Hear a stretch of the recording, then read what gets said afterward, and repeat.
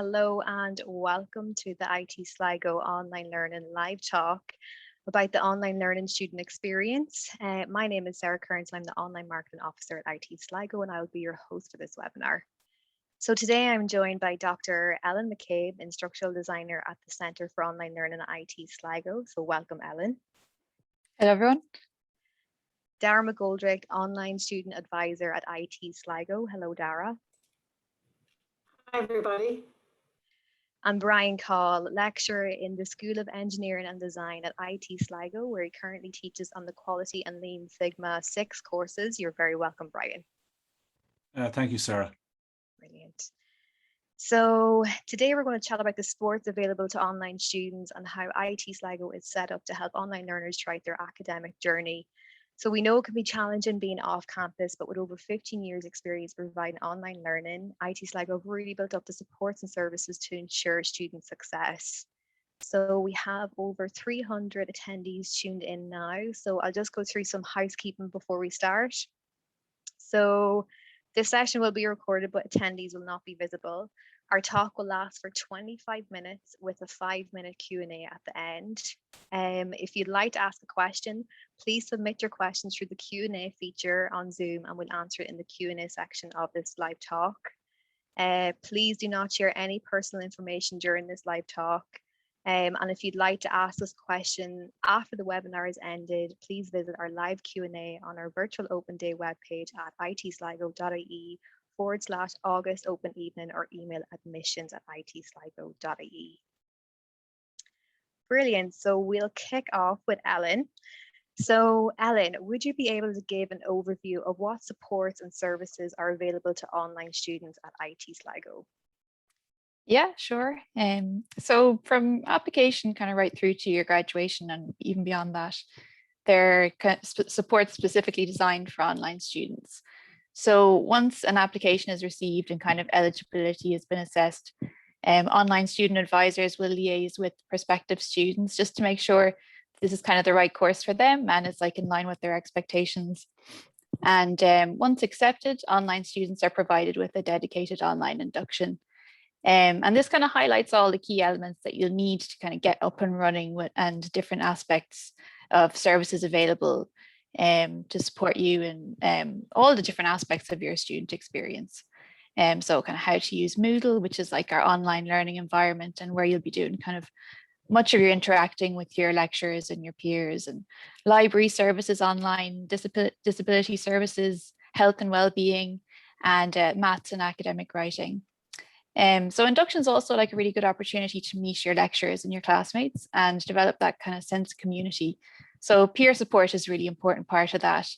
And obviously like working on group projects, or if you're struggling with any aspect of student life, if you feel that you're kind of the only person experiencing a difficulty, the support of someone in the same situation as you is just like really important for pushing that into perspective. So as well as that, like each of our online student advisors is dedicated to a specific subject area. So they'll have an understanding and be familiar with the kind of challenges that you're experiencing in your course. So they're available to answer any kind of non-academic queries. And obviously like your lecture is really the first protocol for your academic queries. So anything you kind of have relating to your course, or registration fees, exams and things like that, issues accessing Moodle. So another like really, they're like a really good first point of contact for online learners, and kind of can answer any question or to assist you in resolving an issue you may have encountered, or kind of allay confusion or stress you have about where to go for a support. Another really important part of your support community is your course coordinator. So your course coordinator can really help you with any issue you might have relating to your course as a whole. So like maybe the structure of your course or kind of resources available or the overall delivery, your course coordinator will be able to help you with that. Another kind of like a very big issue for a lot of students coming in, especially if you're kind of returning to education after a prolonged period, is kind of getting into the process of writing reports and assignments and navigating archives and databases. That can be quite daunting. So there's a huge amount of supports available to assist you with this. So, it's important to kind of take advantage of that. And as an online student, you'll have full access to all the Yates Library online services. So things like ebooks and journals and databases, they can all be accessed online. There's also like a dedicated section of the library website for recent research and learning. And that's full of really useful information and videos and how-to guides on things like academic writing and researching and referencing, which a lot of people kind of find a bit challenging or encounter issues with. So it's really worthwhile taking time to familiarize yourself with that, because it will really assist you in just like getting the most out of the library resources and just like refining your research process. And that'll ultimately make things a lot easier for you and more rewarding kind of in the long run. And the library staff are just so helpful as well in answering any of your queries and offering support, and kind of similar to the online student advisors. They're like dedicated to specific disciplines. So they'll be familiar with the challenges and appropriate resources and processes for your course. We also have a dedicated academic writing center. So our academic writing tutors are available for one-to-one appointments and to work with you to improve your academic writing skills. And they also have like a range of resources and videos and guides to help you with your academic writing. And along with that, we have an academic writing badge. So this is very popular, kind of is self-directed, and it breaks down academic writing into really just like core principles and offers like basic rules for you to follow and kind of clear examples. So it's great for kind of demystifying the whole academic writing thing and kind of get you into the swing of it like in your own time. So there's like a huge range of supports there for online students, and it's really great to kind of familiarize yourself with them and don't kind of wait till you have a problem. It's not really just about addressing problems, it's just kind of there to get the most out of your college experience. Yeah, that sounds brilliant, Ellen. And just if applicants want to read more about the supports and services available, we actually have a new online student guide, which is available to download from our virtual event open evening webpage this evening, actually. So applicants can download that and read more about the supports and services available to them. So Dara, I know many online students worry about the maths element within their course, particularly in engineering. Can you tell us a little bit more about the math support services available to online students? Yes, I sure can. So at IT Sligo, we have a math support centre, and this is a free service, and it's either one-to-one or group, online or drop-in service. And this service is really fantastic, and it's available to all registered students at IT Sligo. So it's a college-wide support, and it's for all students who are doing courses at all levels. Sometimes when students first come to IT Sligo, they can feel a little bit daunted or overwhelmed. Perhaps it's been a long time since they've studied, or maybe they just feel a little bit daunted by the fact that there's a lot of people in their class, and they may not want to ask questions initially, and they might just be having a couple of, worries or issues with maths. So online students can click themselves online on the Math Support Centre, and it can be their very first step on their online learning journey. The math support tutors are absolutely excellent. They're really good communicators, they know their content, they can explain maths problems clearly and help students understand math solutions, and they're very calm and patient. At the Maths Centre, you can schedule a time to meet with a maths tutor either online or using video or audio. You can upload photos or screenshots or PDFs of any math solution or problem, and they will actually then come back to you with solutions, and they'll correct them for you and offer, guidance on the topic. During study weeks and over the exam period, they organise crash courses in maths-related topics, and tutors go over last year's exam papers during 1 or 2 hour periods. And you can also chat with them on the maths support page as well, and they'll get back to you as soon as possible. So you can contact them at any time at all at maths@itsligo.ie. Brilliant, Dara. That's a great resource to have. So one question that comes up quite frequently is how much time do online students need to set aside every week for their studies? Many of our students have work, family, or other commitments, and they want to be sure that they can take on the workload before they apply and commence their study. So as a lecturer, Brian, do you have any recommendations for students here?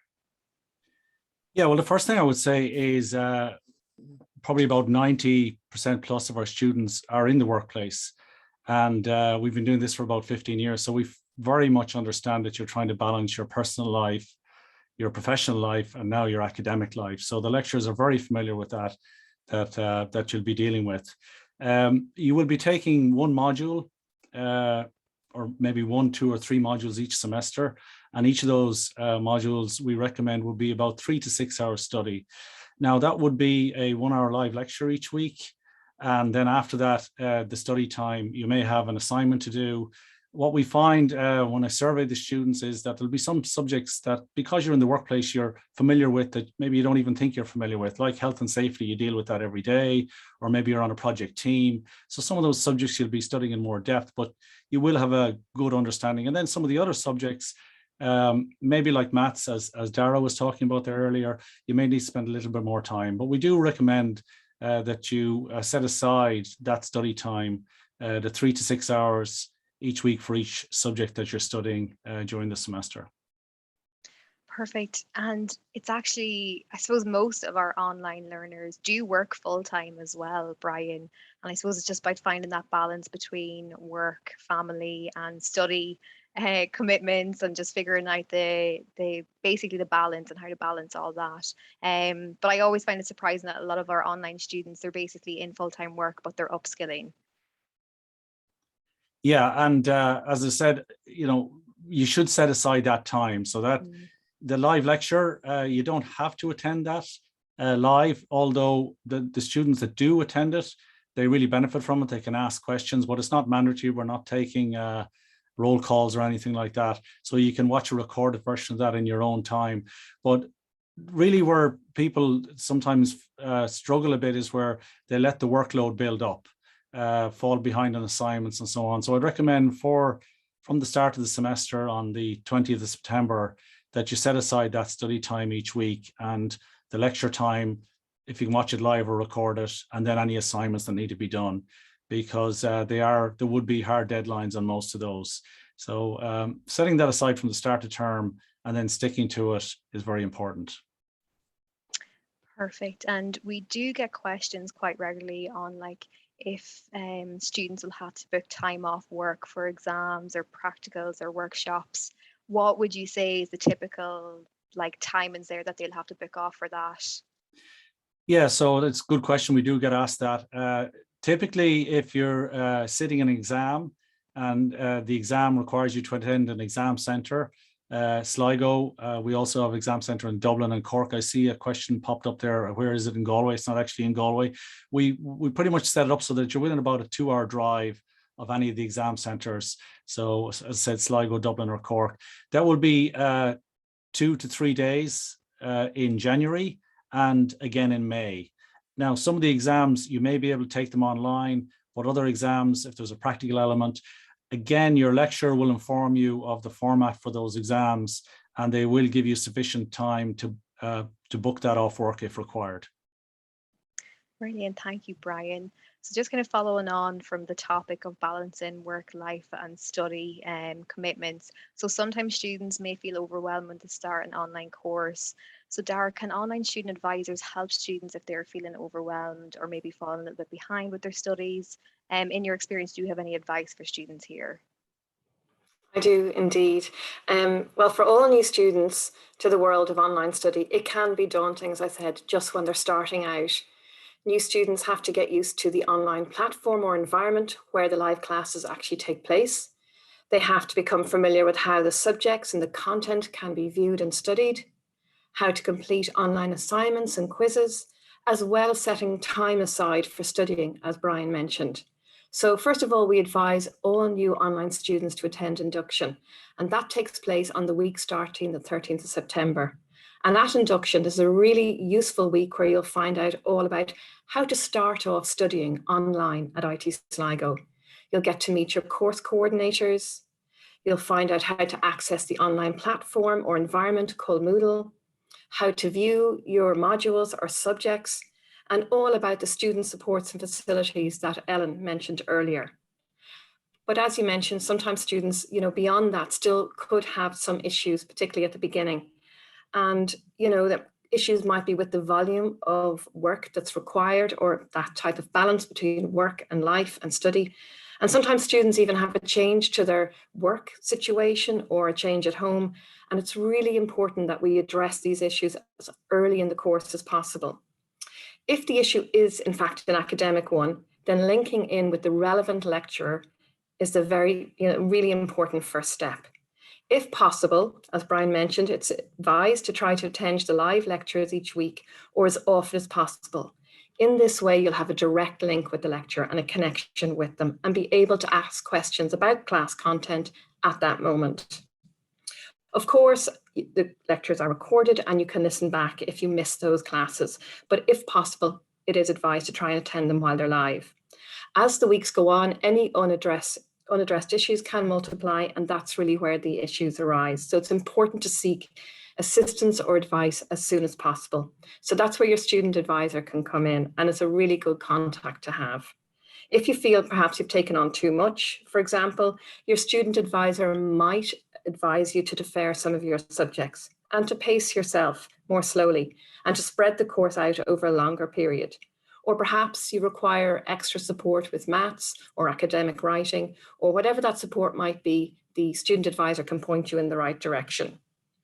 For those students who are starting on engineering degrees, level 7 engineering degrees, we also have a free self-directed level 6 engineering course, and we can let you know about that. And this is a great way to refresh you on the maths level that's required for that level 7 engineering degree. Online IT Sligo students can also access the free counselling service that we have. And if you feel you need to explore any issue that you're having or that may be impacting on your mental health or well-being, and it's a very confidential service.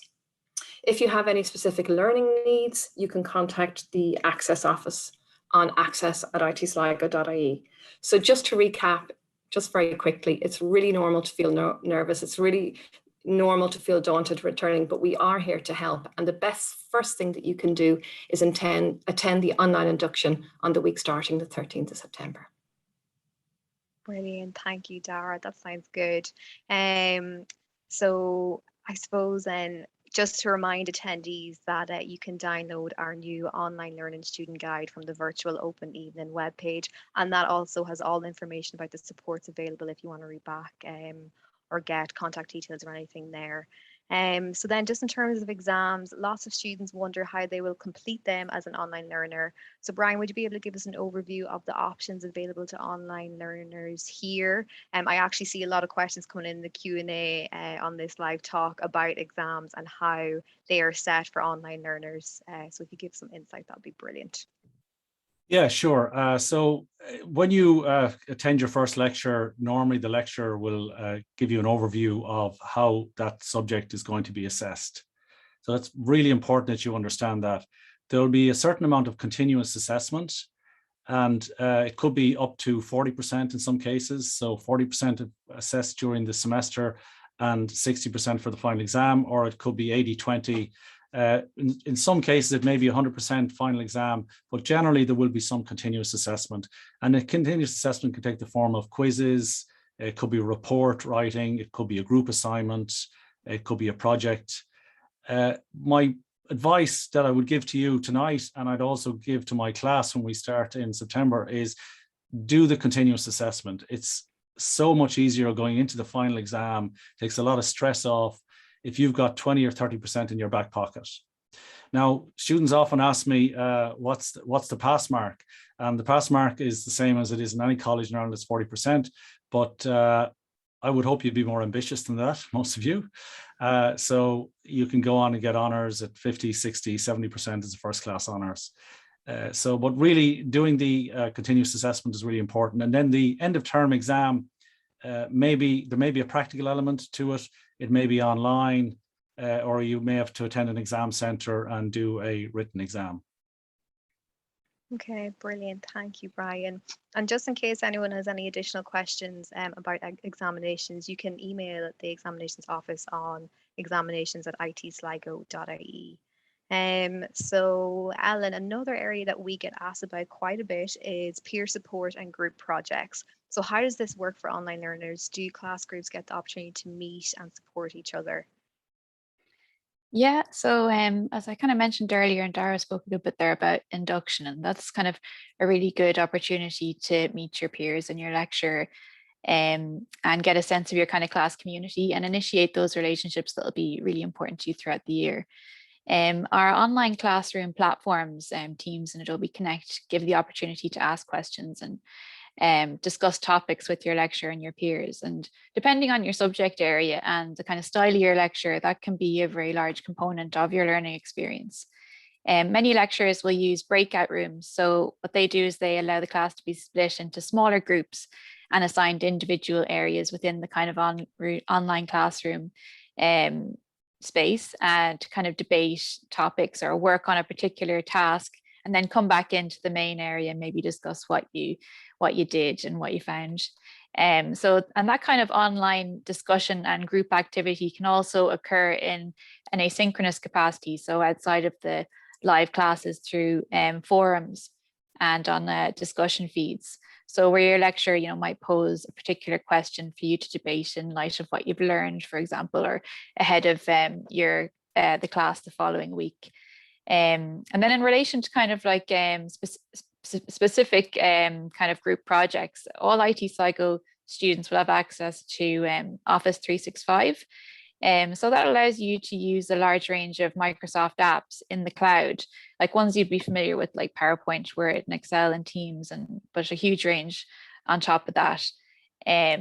So for example, if you were working on a group project, you could meet in Teams, the video conferencing platform, and discuss how you're getting on, or you could record your presentation within Teams. You could share files using OneDrive, or you could work collectively on a report using kind of collaborative features of Word Online. So there's huge potential for collaboration, and it's definitely something we promote as just like a very essential mode of learning. And we have all the tools needed to support students in that. That's great. Thank you, Ellen. So we'll just move into the Q&A part of our talk now. So first question that came in. So Brian, can you tell me how exams will be conducted, and will attendance at IT Sligo be required? So I know you kind of touched on that earlier, Brian, but maybe just a brief overview. Yeah, so again, your lecturer will tell you that attendance at IT Sligo may be required for some workshops. If you're doing a practical subject such as mechatronics, although we do have some online labs as well, but by the nature of the subject, we'll decide if you do have to attend for labs. Then the format of the exam itself, again, your lecturer will tell you in September whether you'll be required to attend. I did see one or two questions, and I just had a quick look here on exams. So currently, these are provisional, but we'll give you a good guide. So the exams in January are going to be from the 10th to the 15th of January 2022, and the exams in May are going to be from the 9th to the 14th of May 2022. So there was one or two questions popped up on that, so I just said I'd take them. Great, brilliant. Thank you, Brian. So another question that came in. So will we have additional reading to do for online programs? Brian, do you want to answer that one? Yeah, so again, depending on the level of your program, typically at the honours degree level and master's level, you will have a lot of additional reading to do. Some of this could be research papers that you can download from the library. Some subjects will require a mandatory textbook. Again, your lecturer will tell you in September if you need to buy a mandatory textbook. Again, those textbooks will be available in the library, but as some of the class sizes are quite large, there might be only a couple of copies in there. But additional reading, there's a lot of ebooks now available. So again, Moodle, which will be your home for the course, the lecturer will give you any mandatory or required or suggested reading for the subject that you're taking. Okay, brilliant. Thank you, Brian. Another question in there. Hi, I'm just a bit curious. It's been a while since I've done any type of schooling, as I'm in construction for the last 20 years. Would there be some one-to-one time during the course? So Dara, would you like to take that one? Yeah, sure. Well, the live lectures are on every week, so really people who might have questions for lecturers can easily contact the lecturer during the live classes. If they have any queries on any of the content, they can also contact the lecturers by email or in the forums in Moodle. So generally, everything that's required will be delivered to them. during the live lectures. Okay. Thank you, Dara. Just a few questions coming in as well about the pass mark for examinations and what happens if I fail an exam. Brian, if you'd like to take that one. Yeah, so as I said, the pass mark is 40%, and from there on you can go on to second class honors, first class honors. If you fail an exam, there will be repeat exams held in August each year. There might be slightly different formats, again, if it's a practical versus a written exam, but you do have an opportunity to repeat all of the exams, all of the final exams that you take either in January or in May. The repeats will be held in August of next year, 2022. Okay, perfect. Ellen, I know you kind of touched on this earlier, but what's the best way to get to know classmates in a remote learning setting? Just want to give a brief overview. Yeah, so I think, Brian and Dara mentioned it a few times as well, like where possible, do go to the live classes. It's just a good way to kind of get a sense of your class group and to interact with them, and be an active participant, engage in debate and ask questions, answer questions, and also participate in events where you can, and attend induction if you can as well.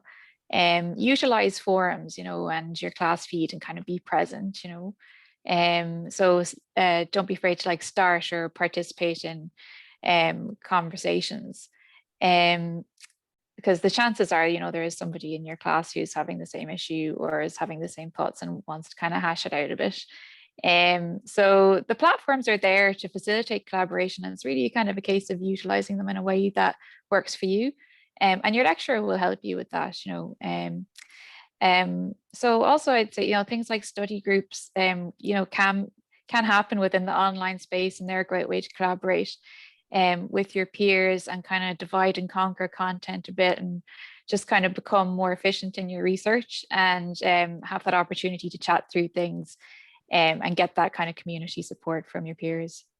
Yeah, even something as simple as setting up WhatsApp groups with group members, just that kind of thing, just constantly being in contact. Yeah. So we do have one question as well. So how often are live lectures held? Brian, if you'd like to take that one, or Dara, whichever. Well, basically for each subject that you will have a live lecture each week. And there may be some weeks for scheduling reasons that there mightn't be a live lecture. But if you have, for example, 3 subjects in semester 1, then you will have a live lecture scheduled for each of those subjects. And you'll be given that timetable the week we start back on just prior to that, I'd say the lecture starting the 20th of September. So in around that time frame, you'll be given that schedule. Brilliant. So another question there, are semester 1 exams before or after Christmas? So Brian, you touched on that, they're January, aren't they? So they're after Christmas. Oh, you're on mute, Brian, sorry. Sorry, Brian, you're on mute. Sorry, somebody did ask again for the dates. So they are in January. Provisionally, the 10th to the 15th, might change by a day or two, but the 10th to the 15th of January, 2022. Brilliant, thank you. So I think we'll wrap it up there. So thanks, Ellen, Dara, and Brian for being our panelists this evening. So there's lots of really nice information shared there on how the student experience will look for online learners and what they can expect when they start their online journey at IT Sligo.